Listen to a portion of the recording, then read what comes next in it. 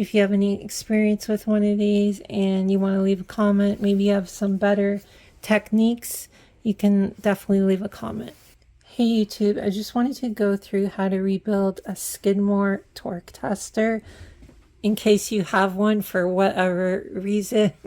I'll show you how to rebuild one. Now, I just rebuilt this one, so I'm not going to take it back apart, but I should have took a video, but I didn't.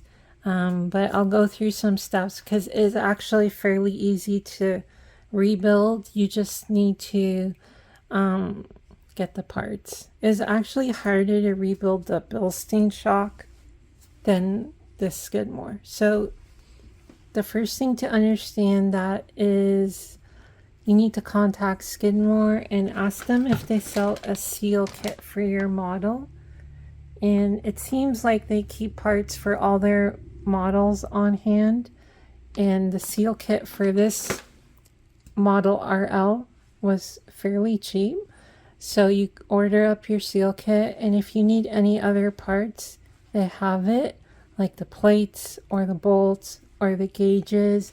The gauges come calibrated, so you really don't have to do anything but bleed the torque tester and you're good to go. So I think the first thing to understand is that this is a hydraulic cylinder. This is the outer casing, and there's a piston inside. And when you tighten down the bolt, you're compressing fluid, which makes the gauge move. So I think the most common hydraulic injury is a hydraulic injection injury. Not with this in particular, but with any kind of hydraulic piston.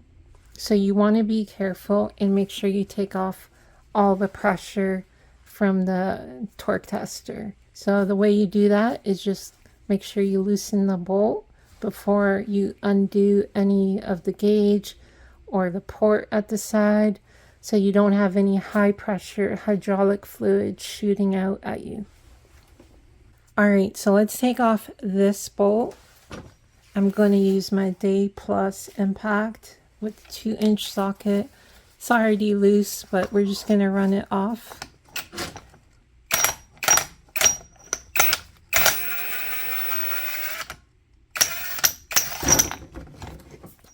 Alright, so that is the nut. I take that off. And the next thing we're going to do is remove the bolt completely. So let's flip this around. By the way, these are very heavy. I think this is the medium size model. It is extremely heavy just to move it around, and you really need a stable surface and make sure you don't drop it on your feet. This is all steel. I believe this is some kind of zinc coating, and it's extremely heavy piece. All right, we look at the back. There is a little retaining kind of snap ring here. This is to hold the bolt in place. So you pinch these together, the little,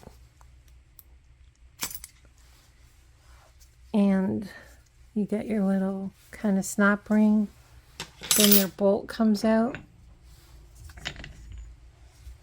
So this is the bolt. So here's a view of the back with the bolt in there. There are two little prongs. Those slide into the bolt and stop the bolt from turning when it's under tension. On this particular model, you can see that gap right there.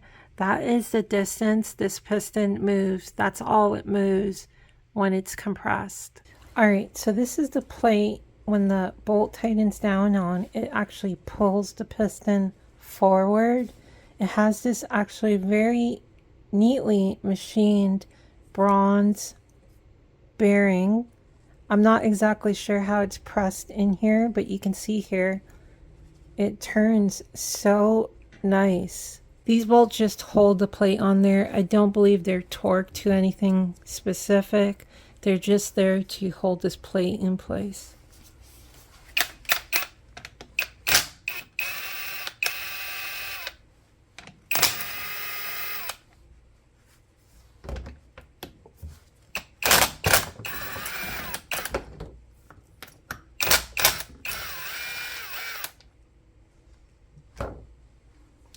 Everything's really heavy, so watch your fingers.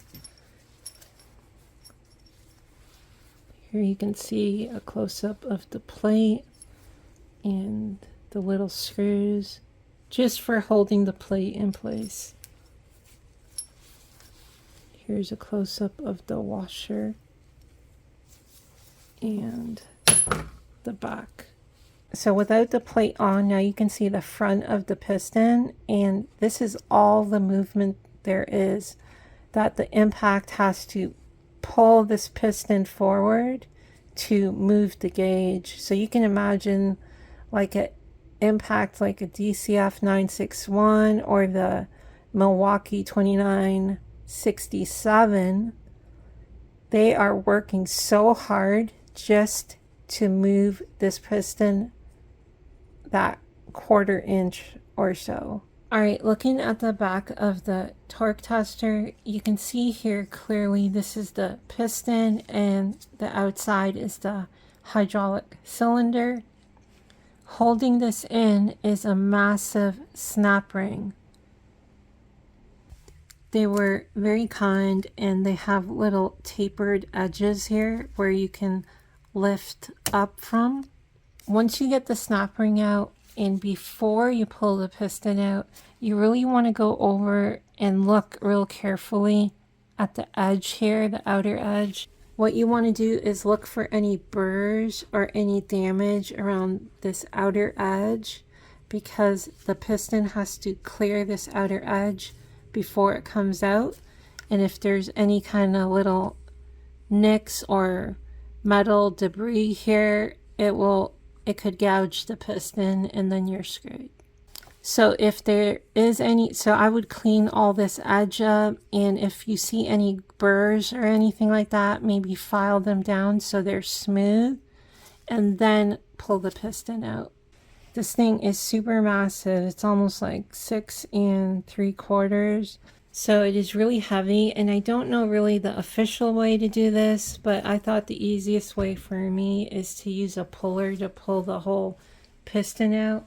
So I actually use my hub puller, which fit pretty good on here just to start moving it out. Then I had to space out the legs a little bit, and then I could get it out. Before you pull the piston out, I would mark its orientation, because it has to be clocked a certain way when it's going back in, because there is a guide pin around here or here, and it has to slide onto that pin. So maybe put a punch dot here and one on here, so you know the orientation. Actually, I'd put one over there in here as well. So it is, you can try to align it perfectly. Once it goes back in with the new seals, it is almost impossible to like rotate the piston around to get it to sit down on the guide pin. So you pull it out.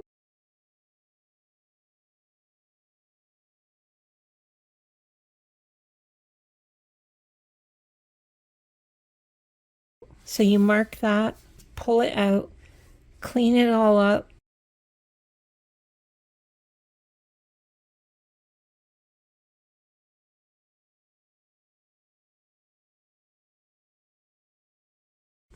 Change the seals, and then you'll reorientate it, slide it back in, put your snap ring back on. Before you fill it with fluid, make sure the piston is pulled back all the way towards the snap ring. Put the snap ring in, push the piston all the way back so that you have your full volume when you are pouring the new fluid in. The cylinder has 2 ports, one here and one here. And the way they drill these is they drill down and then they cross drill from the inside to connect the hole. That way the fluid goes from the cavity in the hole and then out through the gauge or out through your sensor or whatever else you have connected to this. Since these are NPT fittings, I would put the gauge on first, get it orientated the way you want it, and then fill from this port and bleed from this port as well. And I would just I just turned it on its side, filled and bled from this port. So just like this, I would just tilt it sideways and rest it on something better than that, maybe some blocks of wood or something, and try to get this 90 degrees so all the air comes up. And it's just like bleeding your brakes. You're going to move the piston a little bit and you'll see all the air bubbles come up through the hole. You don't have to move the piston a lot. The best way I found was to put the plate back on, put the bolt back in, and just turn the bolt by hand a little bit like that. And the piston will actually kind of flutter in and out on its own, and you will see all the air coming up. Then put your fitting back in, clean it all up, and I think you're good to go. So this is not the official guide. I don't know how they do it at their factory, but it seemed to have worked okay for me.